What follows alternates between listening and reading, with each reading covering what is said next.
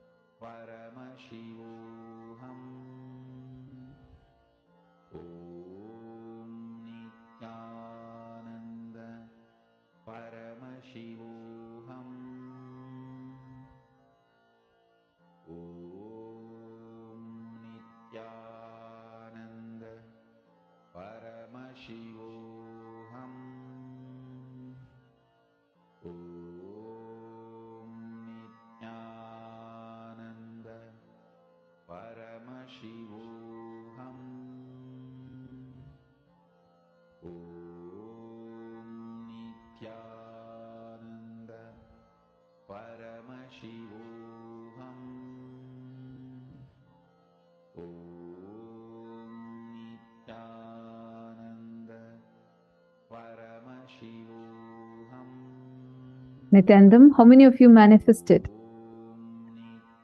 Well, can post it in the chat. How many of you were able to manifest? Please take a quick few minutes and share that with us. Now we all are going to be entering into a very exciting session. I know a whole day enjoying these Vedic astrology, learning about Hindu cosmology. It's been so exciting, right? The next session we are going to be entering into is even more exciting because this is Surya Siddhanta. Much, much, much deeper revelations on the Vedic astrology and astronomy, how the cosmos exists. So that's the session all of us are now going to be entering into. Get ready. Take note of all your clicks, and you're going to share your clicks with us right after the session.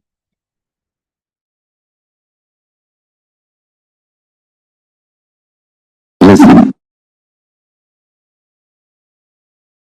Knowledge empowers you, makes you respond differently to the world and problems of the world. Same way, consciousness empowers you. When you are inspired, when you are excited, when you are initiated, when you start practicing power manifestation, the consciousness you experience empowers you, makes you respond completely differently in a very powerful way for the happenings of the outer world. The happenings of the outer world does not damage, bend, impact your inner space. You live as KAILASA, powerful. I tell you, empowering yourself with consciousness, powerful cognitions, consciousness-based powerful cognitions, and powers of Paramashiva is the best life.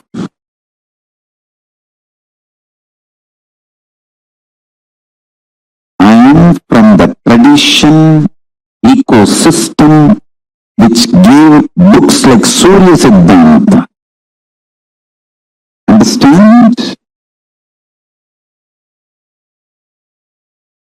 want to tell you. For thousands of years we know the cosmos more than any scientist in the modern day. For thousands of years we know all these great truths. Our lifestyle was established on all these great truths. Any simple priest doing puja in a village temple in India who does the Sankalpa mantra, who knows absolutely more truths about the cosmos than many modern day scientists. Because the Sankalpa mantra, the Mahasankalpa mantra, he should know biography of the whole universe and geography, where he is sitting, and the cosmology, how the whole thing is functioning, and mainly the relationship between these three for his present moment of when he is performing, conducting this sacred ritual. The whole thing he has to know. Only when he can do Mahasankalpa.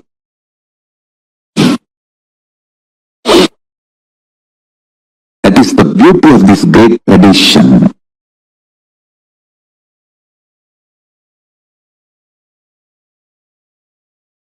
The sun which you are seeing every day is described as Aditya, incarnation of Surya in Surya Siddhanta. Surya says, in my own reflection, I reflect myself like a Paramashiva reflects and extends himself as Parashiva and Aparashiva, and Parashiva reflects himself as Mahasadashiva, and Mahasadashiva reflects himself as Sadashiva, and Sadashiva reflects himself as Shiva. Shiva only we are all worshipping and meditating. So understand how Paramashiva reflects into Parashiva and Aparashiva, how Parashiva reflects into Mahasadashiva, Mahasadashiva into Sadashiva, Sadashiva into Shiva. Same way, Surya reflects into Aditya. Aditya only is seen by all of us through our eyes every day. So the galaxy which we are seeing as per Surya Siddhanta is not just Milky Way, all the known, imaginable, comprehensible, visualizable universe. Whole Vyakta, manifest, is considered as Surya Mandala in Surya Siddhanta. Surya, as per Surya Siddhanta, whole known universe is Surya Mandala. All the manifest Vyakta is Surya Mandala. Avyakta is dark matter. So the whole manifest Vyakta, known universe, is going around inside Avyakta, that dark energy, on Mahakailasa. Mahakailasa is the center, the dark matter, the dark energy is the base foundation on which the whole known universe is going around. Whole known universe is going around Mahakailasa, floating in the dark matter. So everything manifested, Vyakta, is Surya Mandala. Now, what Tamal Tarundas has sent, that scientists have discovered, is you are talking more about Milky Way, the whole galaxy. But see, when you say Surya Mandala, you try to represent or describe the whole galaxy. But when I say the word Surya Mandala, I mean the whole known universe manifest. So, if I have to map based on what science have tried to understand, reach, I should introduce a new word like a Turyatita. The word Turya is not complete enough, so I have to introduce the word Turyatita. Like that, now I have to introduce the word not just fourth unit of time, the next level units of time. That's why I call it vertical time zone. So understand, the very interesting statement I wanted to make now. Listen, anything which exists goes round itself, can go round itself, its microcosmic existence, and it can go round its macrocosm.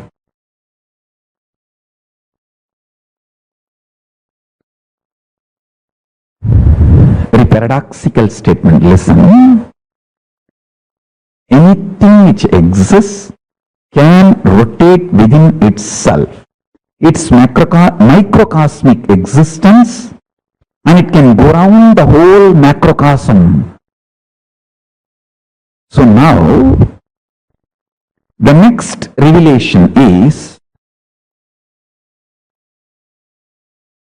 even KAILASA, Paramashiva, is going round himself, means he is doing Swapradakshina, and around him the whole universe is going around. Listen carefully. So, the next, it's not conclusion, it's revelation. Anything which can rotate within itself is the reflection of Paramashiva. If you can whirl and center your consciousness with this powerful cognition, this moment, you can connect with Paramashiva, who is center of the KAILASA. Listen. Paramashiva, who is center of the KAILASA, who is also going around within himself.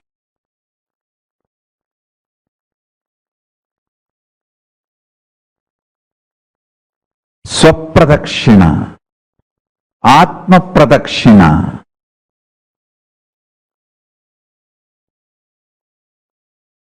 Anything which is doing Atma Pradakshina, all its centers are one and the same. I am not saying connected to one and the same.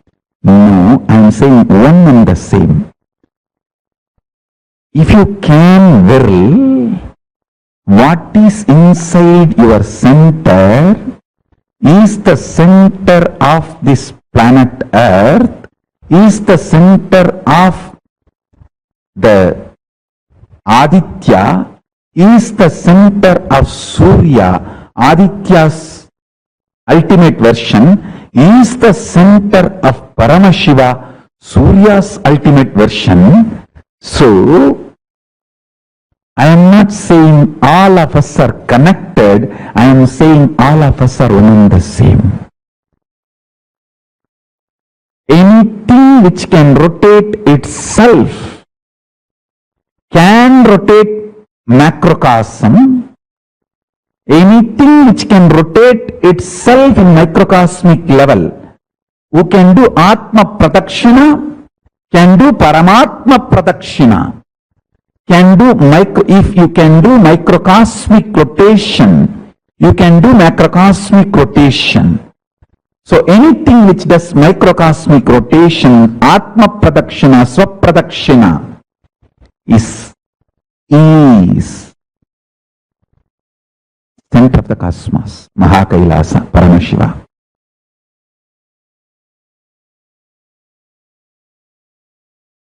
Your conscious intention is the principal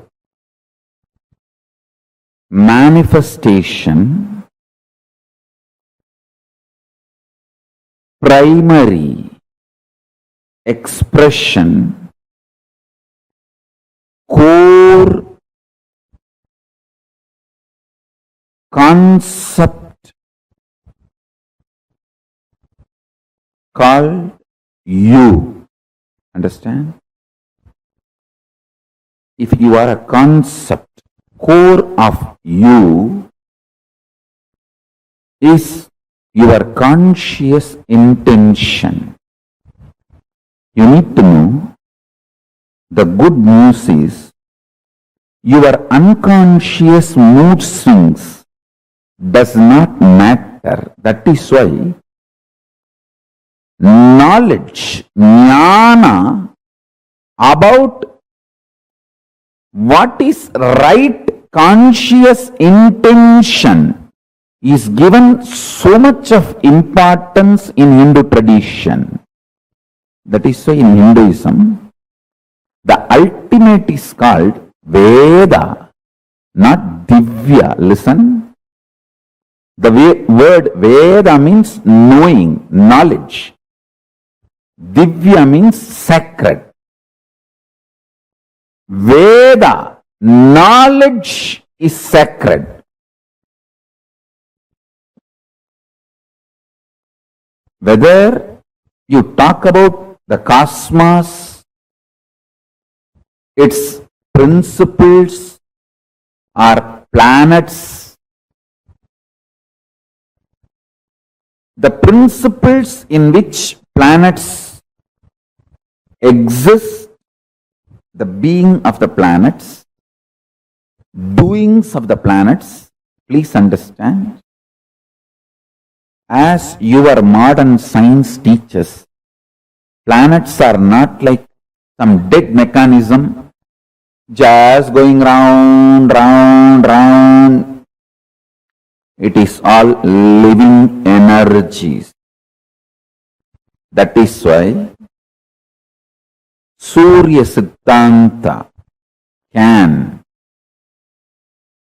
clearly, precisely calculate and tell you whether the past astronomical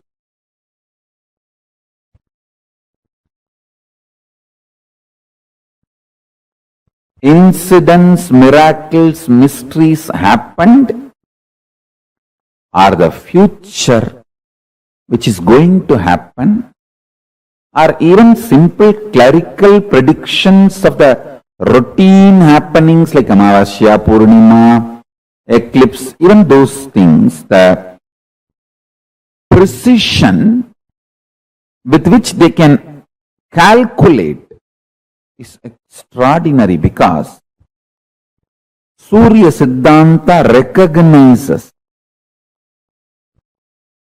each of these planets as living forces. Modern day psychology, Vedic psychology. Modern day medicine, Vedic medicine. Modern day physiology, Vedic physiology. Modern day cosmology, Vedic cosmology. The difference between this is only one thing. In Vedic tradition, everything is conscious centered. You are not biomechanism in Ayurveda, you are bioorganism.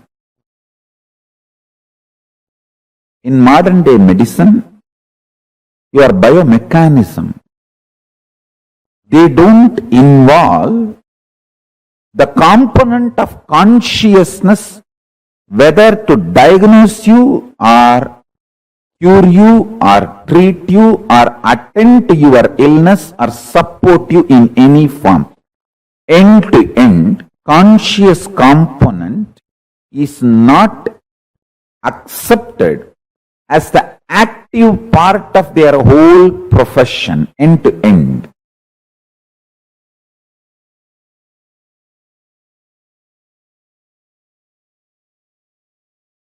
Let me narrate this incident, then you will understand.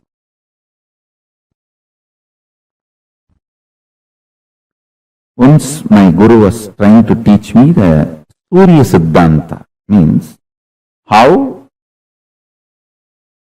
the Panchanga can be predicted and penned down. He was trying to show how the sun is center and earth moves around the sun and moon is around the earth, and the whole structure, including the sun, moon, the whole thing is also moving.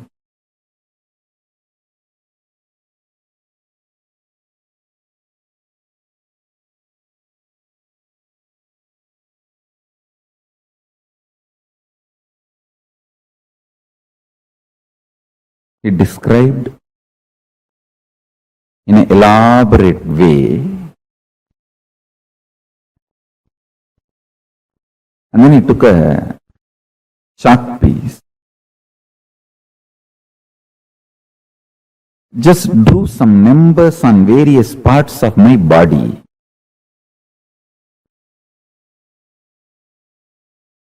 The numbers belong to each graha, is directly connected to our internal organs. Each graha influences one of our internal organ heavily. And he drew that numbers on my body, and he drew that same numbers on external, on the floor.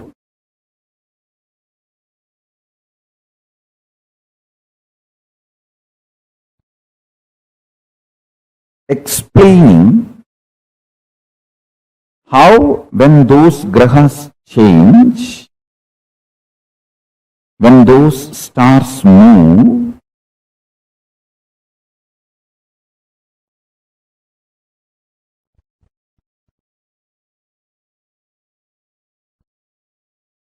regular cosmic happenings like Amavasya, Purnima, how those things should be predicted or calculated. That is more like a calculation. It's not even prediction. But its influence on the humanity need to be predicted. Its influence on the individual's lives need to be predicted. My gurus were trying to map this whole science and explain this to me. I think almost the core fundamental structure of Jyotisha and Surya Siddhanta I am trying to explain.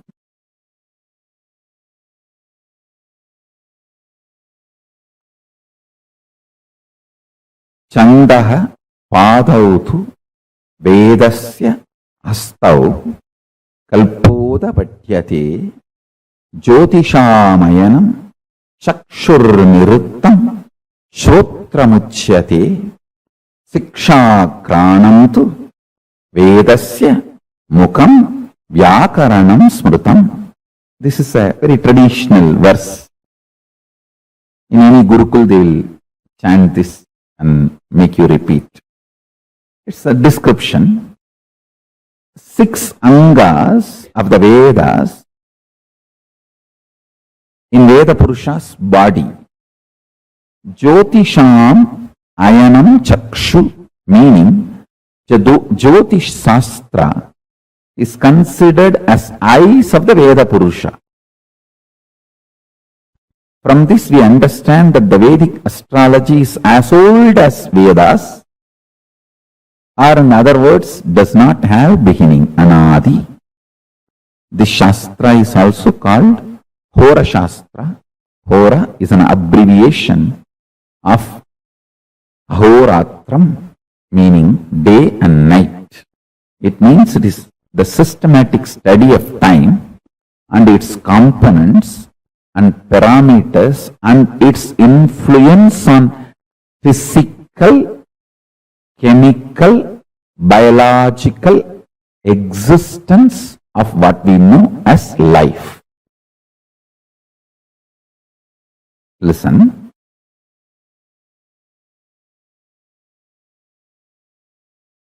One very funny incident happened when he was teaching me. I was so intensely immersed in his teachings. He was showing me, hey, this is Surya. This influences your brain thinking system. This is Rahu. He influences your liver. The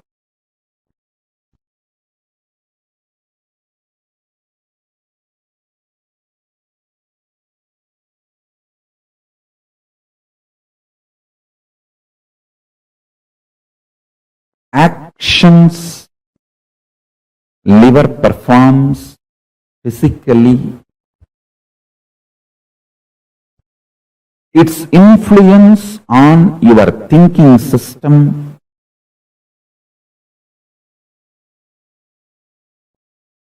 everything. If you map it to the description of Rahu, it will absolutely match.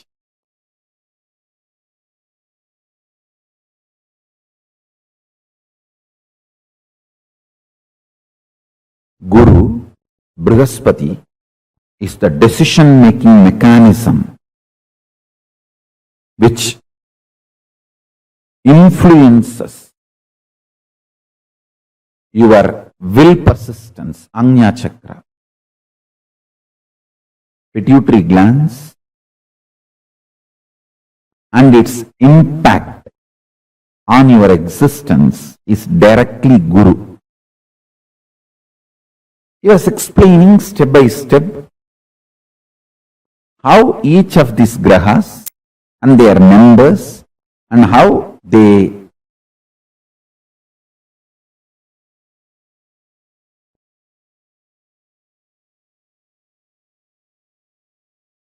influence your lifestyle, patterns, everything.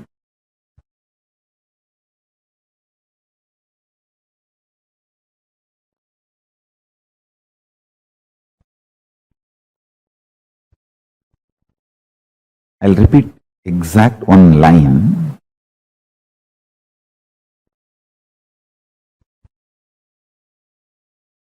He was touching the Rahu description of how he was describing Rahu and touched my body.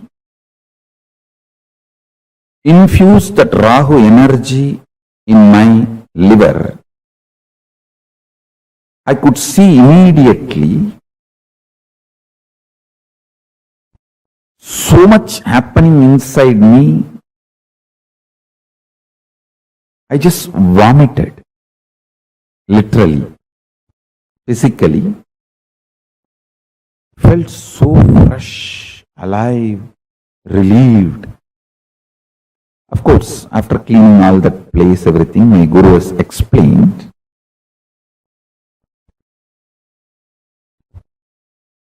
Neppetta Ayul Neelum Dambi. In Tamil he said, if the liver is straightened out, life will increase. It is directly Rahu. Rahu is responsible for your longevity. Rahu can influence and put you in addictions and kill you, or he can keep you addiction free, or addicted to right habits and food and keep you happy, healthy for any long. This whole thing is related to your liver. if the liver decides to addict you for certain food, nothing can be done. Just by remembering that food, you will be forced, your whole system will be pushed to eat it. After eating, you will repent, but you will not stop eating. He said, integrity of the liver to the purpose of your existence makes you long, happy, healthily living.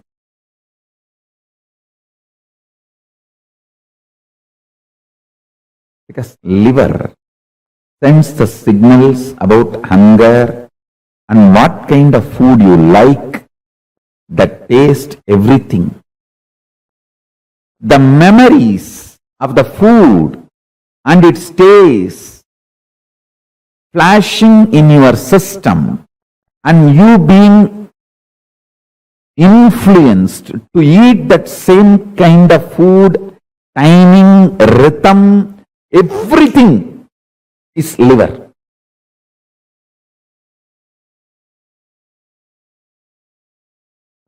When you don't understand the fourth unit of time, kalpa,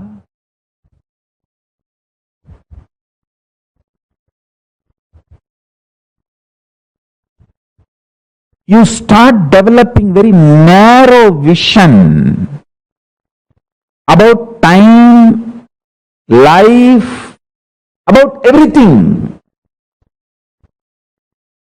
Anyone even intellectually understands the concept of kalpa, the fourth unit of time, is liberated from so much of fears. I tell you, the permanence of existence, perception about life absolutely changes the moment you understand this fourth unit of time. I'm just revealing some of the superconscious principles. I want a long Vakyartha Sadas to happen in every level.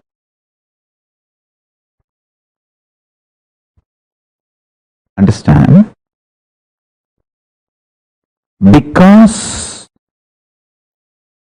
we are agitated, we don't think for a long time, because we don't think or try to understand the multiple units of time. We are just stuck with 3 units of time. That is why all our planning, all our ability to connect with the time, all our ability to understand time stops with the units of years. Whether you calculate for 10 year or 10 million year, whole thing is just within the unit called year. But if you understand the fourth unit of time, kalpa or yuga,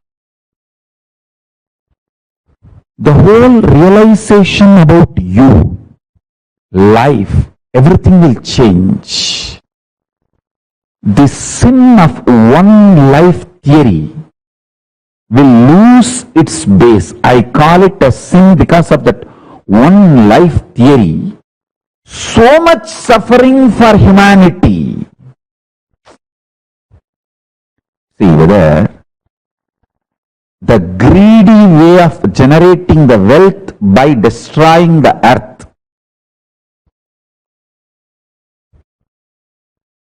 It's like you are going to attend a competition, bodybuilding competition tomorrow,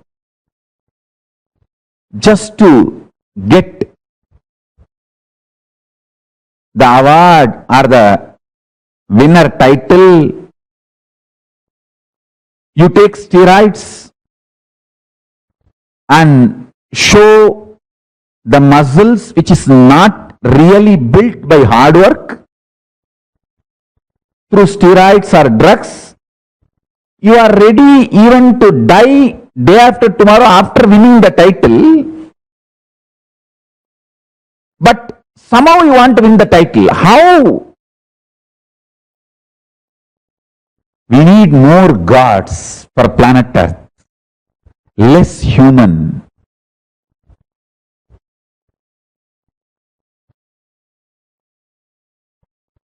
But unfortunately, in Indian society,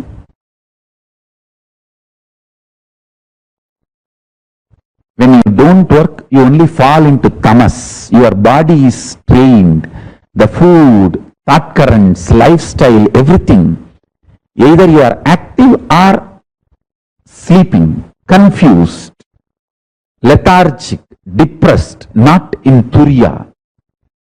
But the food style, lifestyle, everything in KAILASA will be, you are unclutched, unclutched, unclutched. The more you are unclutched, more intensely active you are. More you are in Turiya, more active. More you are in Turiyatita, more strategically active. Lifestyle, food style, everything. And understandings about life. I tell you, just this one principle, understanding the fourth unit of time. I am not even explaining the whole Surya Siddhanta. Surya Siddhanta explains not only the unit of Kala, there is something called where the Kala takes turn. Means Kala is described as the serpent eating its own tail. A snake eating its own tail continuously. That eating, how it just pulls its tail and swallows, that is called happening, event. I'll give you a small understanding about these events of time. Like how I explained the units of time, listen to the event of time. Earth rotates itself. Moon not only goes round the earth, it also rotates itself. Earth moves, rotates itself and goes round the sun.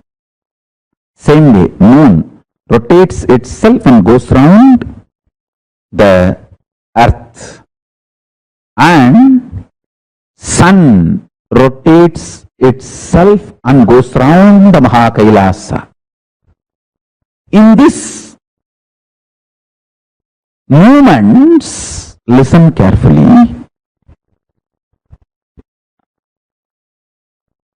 the unit of time is dependent on the actions. Events of time is this self-rotation and going around another body, crisscrossing of that is event. For example,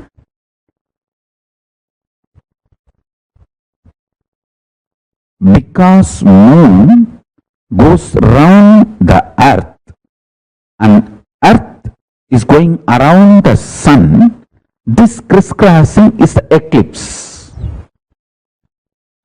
At one point, this crisscrossing happens, means sun is covered by the moon or moon is covered by the sun.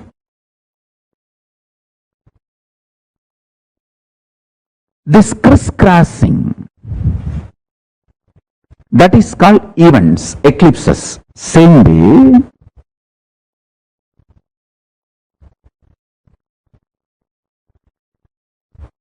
sun rotating itself and going around the KAILASA creates multiple events, not just unit. It creates multiple events. units of time and events of time. In Surya Siddhanta,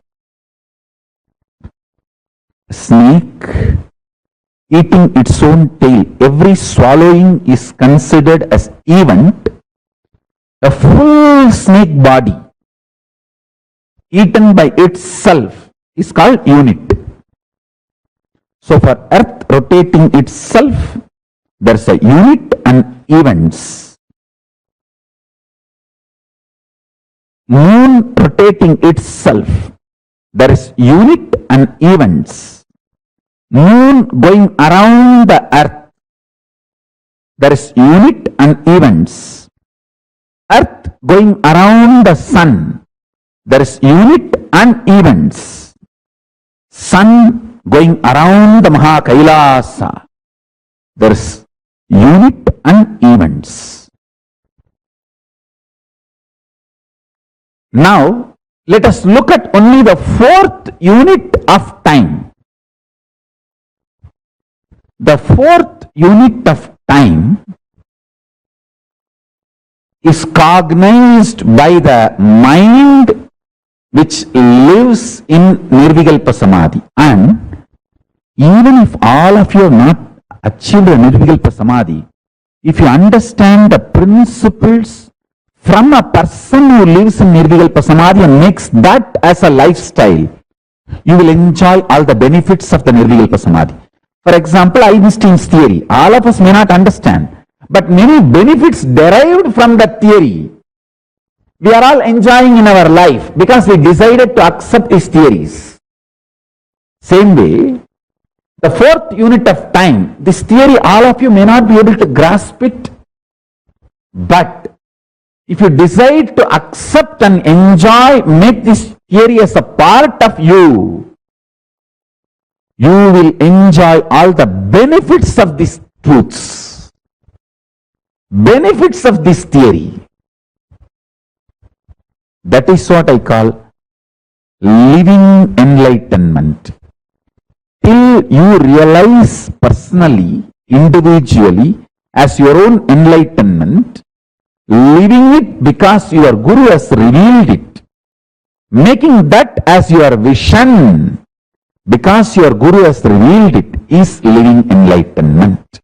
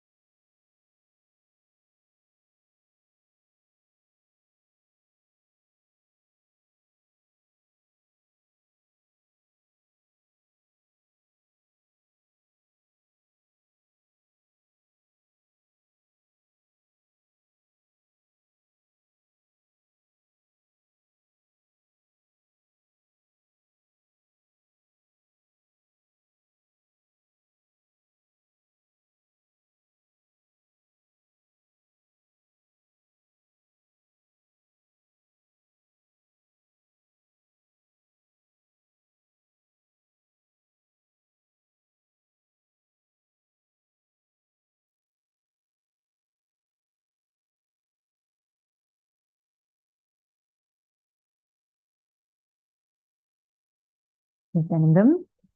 So beautifully, Swamiji actually revealed to us the entire secret of Surya Siddhanta, how it is not just what we are learning or understanding as per the planetary positions externally alone, but how they all are directly connected to our body itself. So, how was it for all of you to listen to these revelations? And from morning, I've been seeing so many messages from so many participants saying it was really extraordinary to listen to such amazing revelations from Swamiji. So, I request each one of you to take a few minutes and post what all are the understandings and clicks that you have had today. Please take a minute and post what did you understand from this session so far.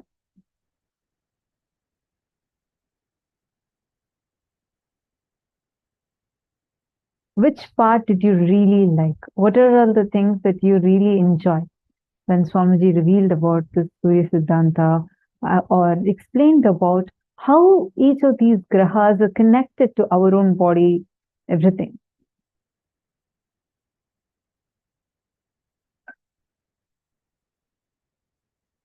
Mind blowing. Malarvati has posted. All other participants, come on. Alexandra, the cognition which Guru had revealed to you about Surya Siddhanta, even intellectually grasped by you, is living enlightenment. So this Surya Siddhanta seems to be very powerful, absolutely. Just listening to these revelations, it's so powerful. It will give you so much of knowledge. Alexandra has asked, is the moon also rotating around himself? Why we don't see the backside of the moon? See, actually Swamiji has answered this question. Swamiji said, we only see one side of the moon because Paramashiva has actually fitted the moon on his jatas. What does that signify? Only one side of the moon you can see at any given point in time. You only see that one side of the moon. They say in science we learn about the tidal connection that is there, where the moon is rotating along with the earth with only the same phase of the moon showing, the rotating speed is the same, etc., etc. But as a Hindu, understand that it is because Paramashiva is having moon on his very jatas. That is why you see only one side of the moon. That itself is a huge proof for you that how whatever we are learning is of much deeper scientific, like something that you can't even perceive. It's beyond your perception or cognition.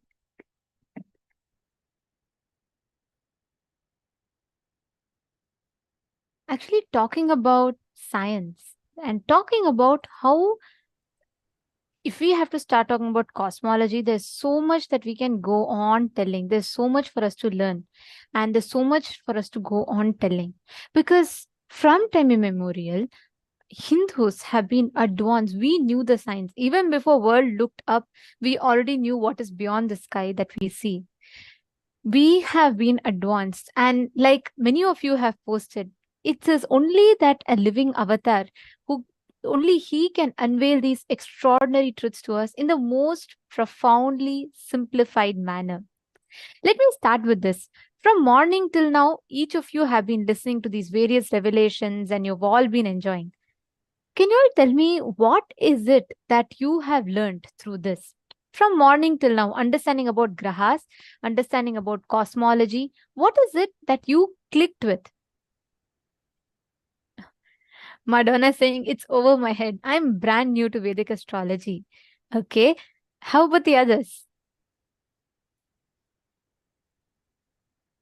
I mean, Madonna, honestly, every one of us are brand new to this astrology which Swamiji is revealing to us. Even the most, let alone Vedic, even the most scientific astrology would have not tapped into this aspect of astrology. Like I said, always physics is seen something apart, like space, it's out there, not relevant to our lives. And there's one group that only is focused on the space, and there's another group that's only focused on us. But between the Brahmanda and Pindhanda, there's so much more for us to know. Only an avatar can reveal this, which is what Swamiji has revealed for us. Come on, all the others, what did you click with from morning till now? What is it that you have understood? Ma Malarvati Arulampalam is saying it was mind-blowing. Okay, how about the others? When you listen to these revelations on cosmology, and how was it for you? Ma Mehnaz has put, I am amazed how this ancient civilization was exploring this multi-universe concept. Beautiful, right? How about the others? Ma Yalipeng.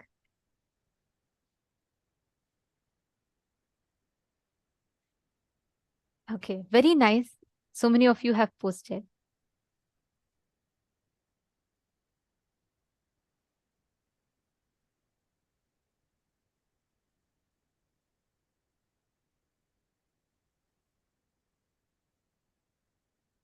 Now, when was the last time that you looked at the sky?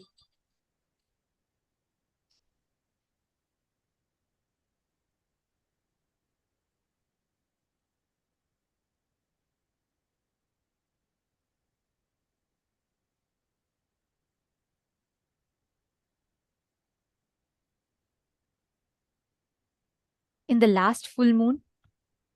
Or probably the last meteor shower that you saw about?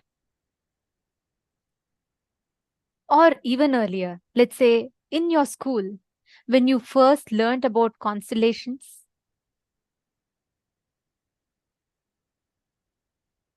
The vast expanse of stars, planets, novas, and space that you see up above is directly connected to you acing your job interview.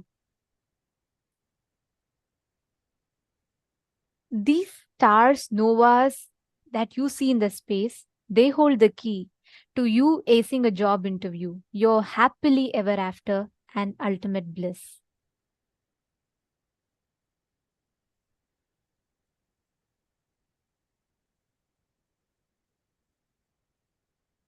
What you know about space, what you have seen, observed, or understood about space, there's a clear distance between us and Mother Nature.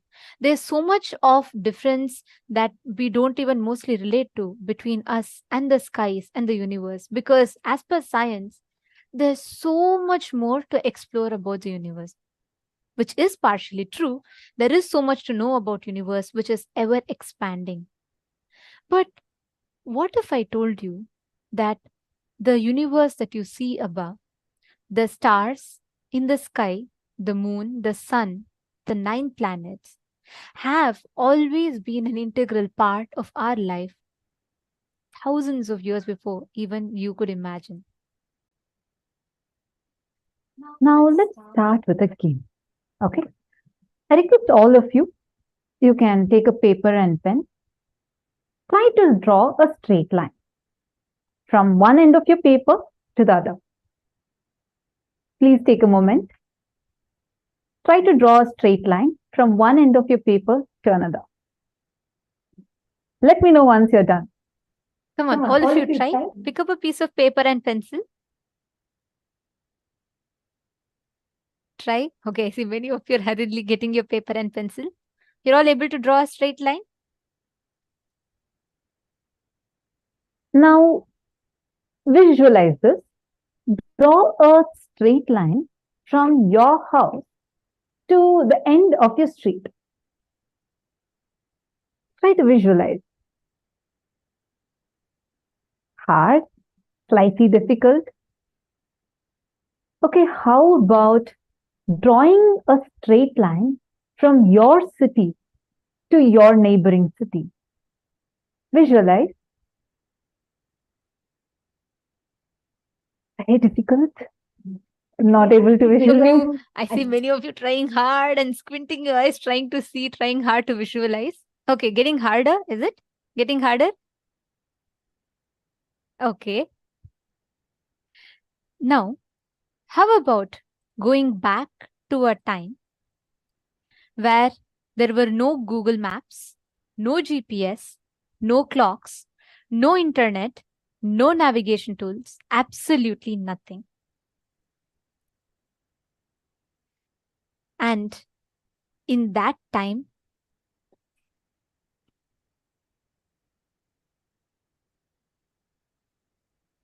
now, in that time, visualize drawing a straight line that is not just from one end of the paper to another, or from one city to another, not even from one state to another, but running a few kingdoms apart for almost 2,400 kilometers. Yes, this straight line exists even today, which is united by 5 major Shiva temples. And this is falling exactly in the longitude of 79 degrees. Mind-blowing, right? This was built in a time where they did not have GPS. They did not have a map. They did not have any kind of fancy equipment or technology that we have today. We were struggling to draw a straight line or even visualize a straight line for a place that we were so well aware of, just from our house to the street end. And forget about even thinking how to draw a straight line from one city to another. But our ancestors had built temples in the exact same straight line that stands tall even to this day, starting from Kedarnath all the way to Rameshwaram. How did they do this? Because our ancestors had access to something extraordinary. They possessed the knowledge of something really, really powerful and amazing. They were having the ability to access this vast knowledge, going as far as galaxies away, not just few kingdoms away, but few galaxies apart. And there were no Google Maps at that time. Here, even with having Google Maps, internet, for us to visualize, it's a struggle. But there were no Google Maps, there was no internet, there was no concept of all of this. But how did they do it? Take another example. What you all see behind us is the Konark Sun Temple in Orissa, which dates to 1250 CE.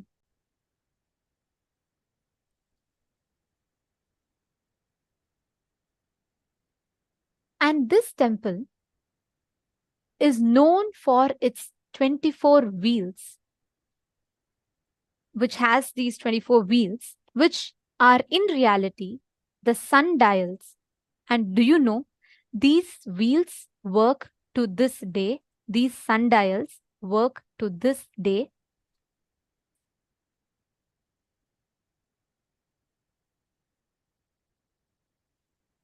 This is an ancient machine that can calculate up to minutes precisely to this day, even to this day. This temple is situated in Orissa, present-day India.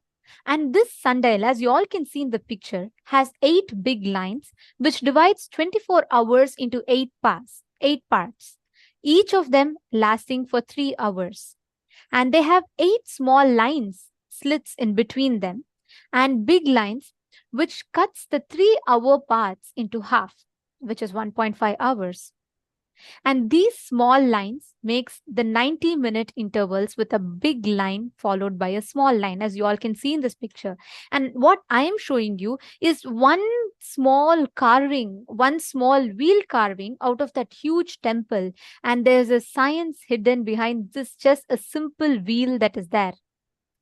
Doesn't end here. Do you all see these small beads in the wheel? There are 30 beads between a small and a big slits. Each bead represents 3 minutes for precise time measurement.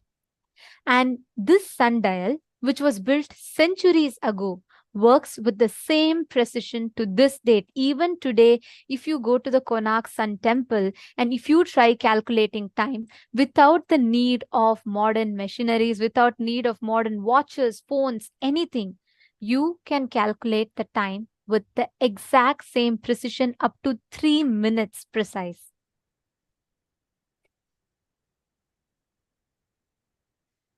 let's keep this on one side. Next, talking about how we knew there were no satellites. We are all having satellites today. We have NASA, we have ISRO, we have so many space agencies that travel up to the world to study how Earth looks. Let me take you back to 5,000 years ago. 5,000 years ago from today, in the grand epic of Mahabharata, the Purana history of Mahabharata, there's a very beautiful verse which is part of the Bhishma Parva of Mahabharata, the 12th shloka, 6th chapter, and from the 6th chapter, the 12th shloka of the 6th chapter to the 37th shloka of the 13th chapter, the geography of Earth is described in great detail. But I'm not just going to go so elaborate into it, just one example. The particular verse, the 12th shloka of the Bhishma Parva tells, Sudharshanam pravakshyami dvipam te kuru nandana dviramsho pippalastatra dviramsho cha shasho mahan. Sanjaya says that the earth looks like a wheel, the Sudarshana. Inside this circle, this wheel, there are two portions that look like rabbits and two portions that look like leaves of a peepal tree. Take a guess. What does this mean? Two rabbits, two portions of peepal tree? What exactly does this description mean? Well, let me show you what science, thousands of years later, discovered.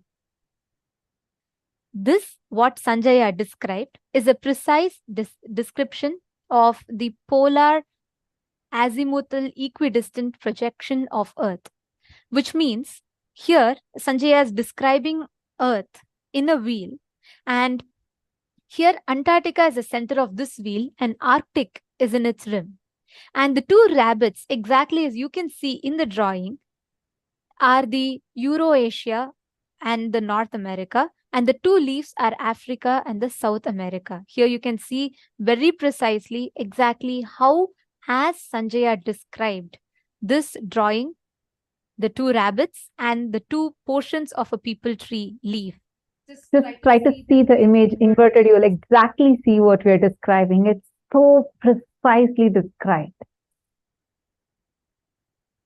This was a time when there were no so-called satellites as per modern science that existed.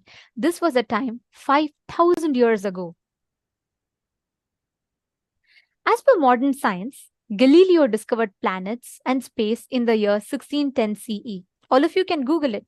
Can you all Google who discovered planets? Can I request every one of you to take a few minutes and Google? Each of you can Google and post the answer. Let's check if Google is telling you the same.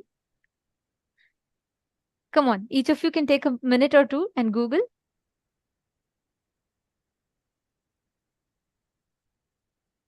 Google who discovered planets, and you all can post the answers in the chat.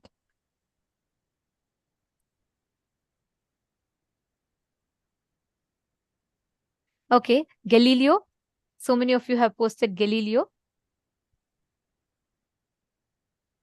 All right, interesting. So Google tells Galileo in the year very recently, in 1610 CE, he discovered about planets and space in the sky. So he, as per modern science, it was Galileo who discovered that there's something beyond these planets and planetary things, that the sky that we see, there's something beyond that.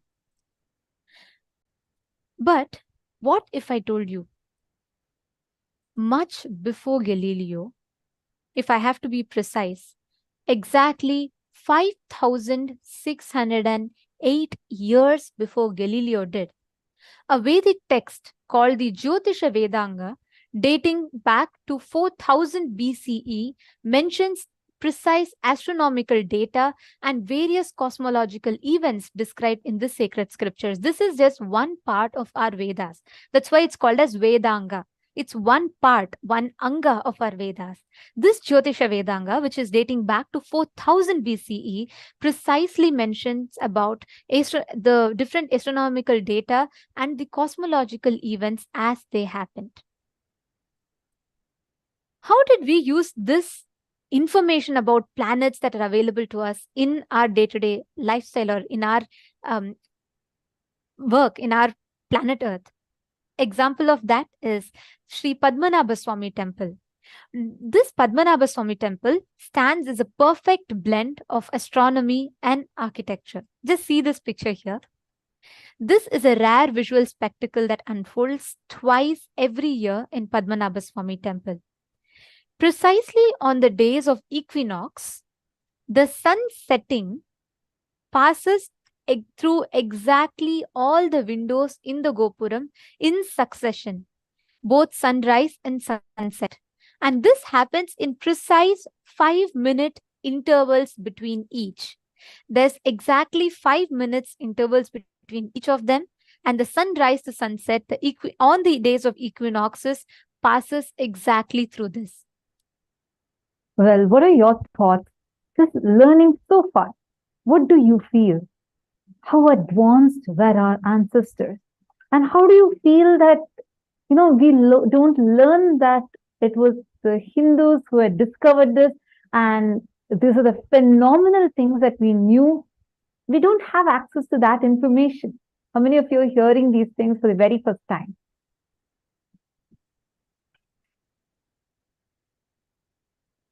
Come on, take a moment and share. How many of you are here listening to this for the very, very first time? Yes, first time. See for yourself, what an amazing thing has been hidden from us.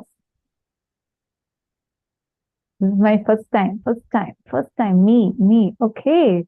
Wow, I see so many of, I think various different Zoom rooms, so many of you have responded. Susan has put this, history is taught by conquerors and the rest is covered up.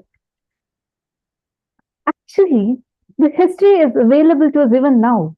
All these things are available. It is not being taught to us, it's being covered. That is why what Swamiji is doing to bring all these sciences, reviving these sciences, making it available to humanity is something too amazing. And extreme sacrifice and hard work goes behind this.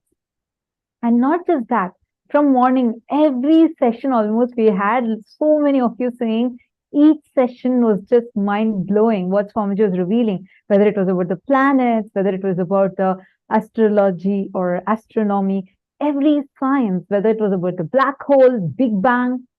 Understand all this science that Swamiji is gifting it to us. It is with a lot of hard work, the intense research, the time that Swamiji spent to gift all these to us, and the immense knowledge that Swamiji is sharing all of these with us and making it completely available for free. How do each one of you feel? Can each of you take a few minutes and go to Twitter and tweet your experience?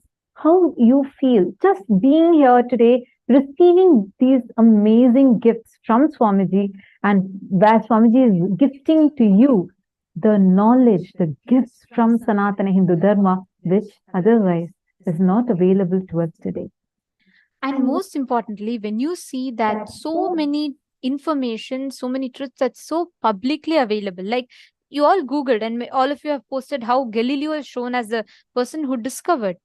But 5,000 years before Galileo, our rishis, our scriptures very clearly described about the different astral bodies in space. Same way, if you see Rishi Varaha Mihira, who existed somewhere between the 6th century CE, in his book, the Paulisha Siddhanta, he accounts clearly how Earth is spherical and constitutes of 5 elements, which stands poised in the region of spaces, as if in an iron ball held in a position in a cage of magnets. He has so precisely described this is in the 6th century CE. Similarly, Kamalakara, a Hindu astronomer and mathematician who lived in Varanasi in the 17th century AD, gave the first detailed account of causes of earthquake within Earth's crust. However, the European geologists took another whole century to publish the first basic understanding of Earth's interior and the phenomenon called earthquake. In every single step, we were advanced. For example, Aryabhatta. In his book Aryabhattiyam, dating 477 AD, mentions about how Earth revolves around the Sun, the distance between Earth and the Sun, and how Earth takes 24 hours to rotate around the Sun, and how Earth rotates on its own axis.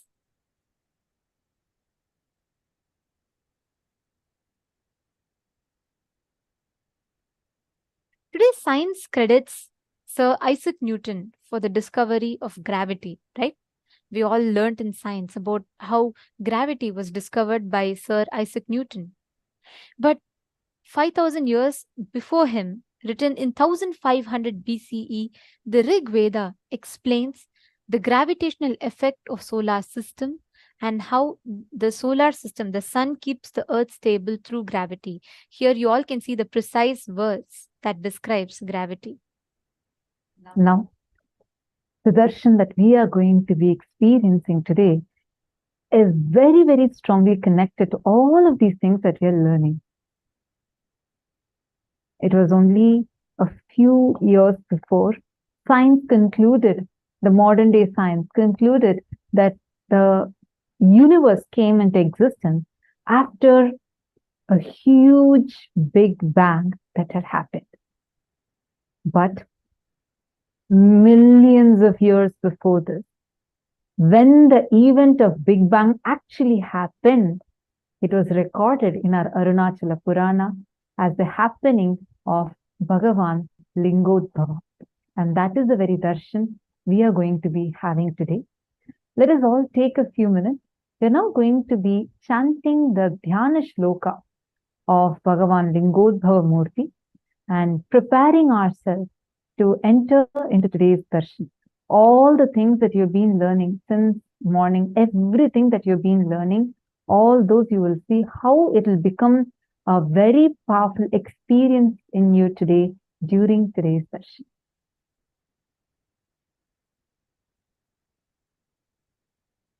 Devam garbhagrihasya manakalite linge jatashekaram katyasaktakaram varam cha dadatam krishnam mrigam chabhayam Savyetankamamaya padamakutam brahmachutabhyam yutam urdhvadastitam hamsakolamamalam lingodbhavam bhavaye. This is a beautiful Dhyana Shloka describing the happening of Bhagavan Lingodbhava. And today's session is actually today's Pradosham. This is the very day when Bhagavan Lingodbhava manifested, meaning this is the exact time frame. Like the whole cosmic alignment is there in such a way exactly how when Bhagavan Lingodbhava manifested it was there. That is why today, especially, Swamiji is going to be giving all of us the darshan of Bhagavan Lingodbhava Murti. We all are going to be experiencing this powerful darshan today. Now, before we enter into the darshan itself, I want to share with you something really, really amazing. And for this, we request all of you we want to share with all of you how the cosmic descent actually got recorded in the cosmos itself.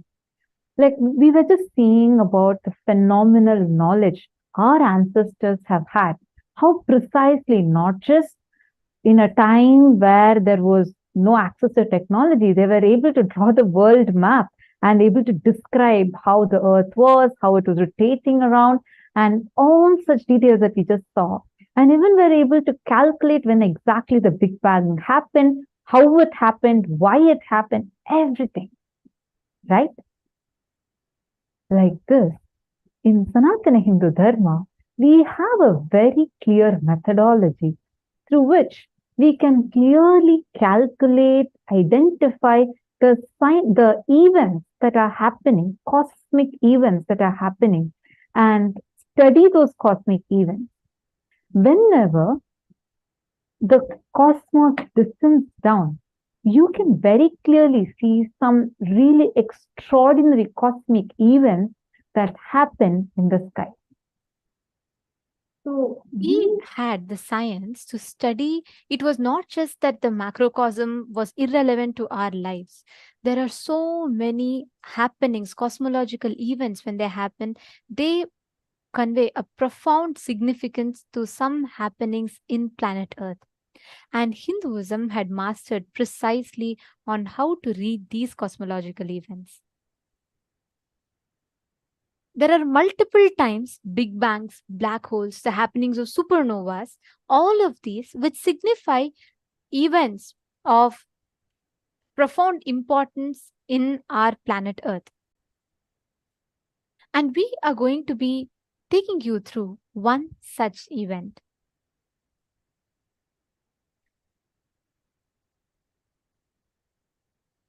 For thousands of years, Hindu scriptures have been able to comprehend these cosmic phenomena which are beyond the logical explanation. And we have been able to precisely map these happenings in our daily lives.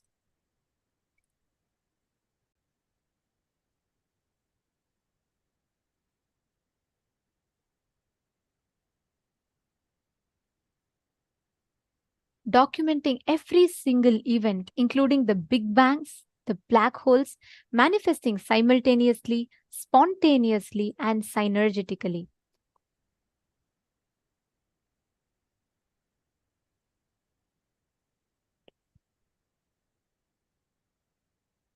If you see so many cosmological events that happens around,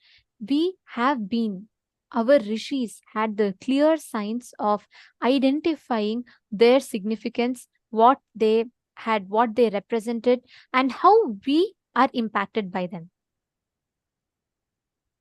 In the Skanda Mahapurana, Paramashiva very clearly reveals about how the linga is everything, and therefore the whole universe has originated from it.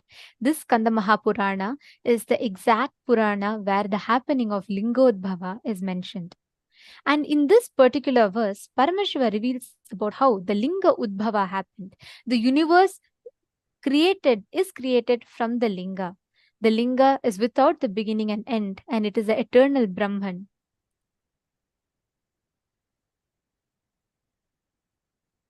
And this is clearly stated in multiple other scriptures, stating clearly how the Big Bang started from Paramashiva Linga and merges back into that Lingodbhava, that form of Paramashiva.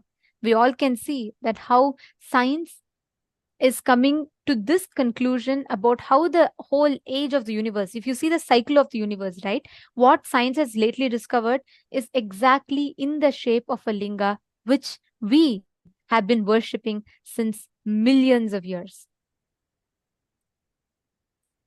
According to the science, the universe was created out of a black hole, and suddenly a big bang emerged into creating this universe. And this is exactly what in our scriptures we call as the manifestation of Lingodbhava, the avyakta, manifesting into vyakta, the manifest. The descent and the departure of great incarnations when cosmos descends, it has been recorded in multiple astrophysical phenomena such as meteors, comets, and supernovas. For instance, if you see when Bhagavan Ramana Maharshi attained Mahasamadhi in 1950, thousands were witness to an illuminous meteor traveling across the sky.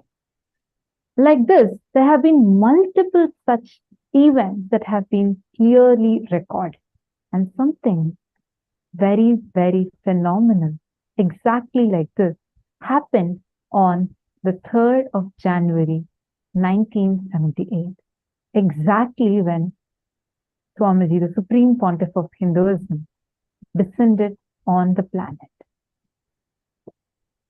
On the 3rd of January 1978, the exact moment that Avatar descended.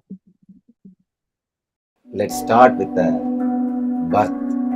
Let me describe exactly the experience of birth. The experience itself is really wonderful. There was no dual or two things. First, it can be said even in the way like a light covered by light. There was no experiencer and experienced separately. There was only one consciousness which is intelligent, which is alive, and which is enjoying itself. First, it was just the Satchidananda, nothing else. I was conscious, I was alive, and I know I was alive, and I was just enjoying that I am alive. I exist. Suddenly, in a very vague way, one small light. Please understand, I am explaining frame by frame what happened during my birth. The first frame was a light in somewhere around South India, southern India. But I do not know at that moment it was Arunachala or something like that. Just somewhere around southern India. That was the first slide, first scene. The next scene, like a star, shooting star, I was just pulled by that light. The third scene in my consciousness was the Arunachala. By now, I know I already taken the body.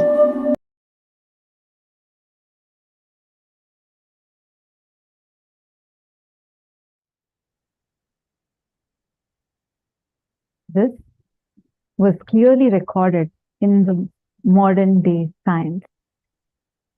Exactly when Swamiji had descended, like exactly how Swamiji described, in the night sky appeared a supernova in the constellation of Aquila approximately at 12:50 a.m. IST. And this was one of the brightest supernovas ever. And this was the exact auspicious time when the Supreme Pontiff of Hinduism had descended on the planet. Jan 3rd, 1978. Until now, this has been the brightest supernova ever recorded. There's a lot more to share, but it's already time for all of us to enter into the most awaited segment of our day. It is all enter into experiencing the Bhava Samadhi Darshan of Bhagavan Lingodbhava through the Nijavatara of Paramashivoham himself. Please sit with your head, neck, and spine in a straight line.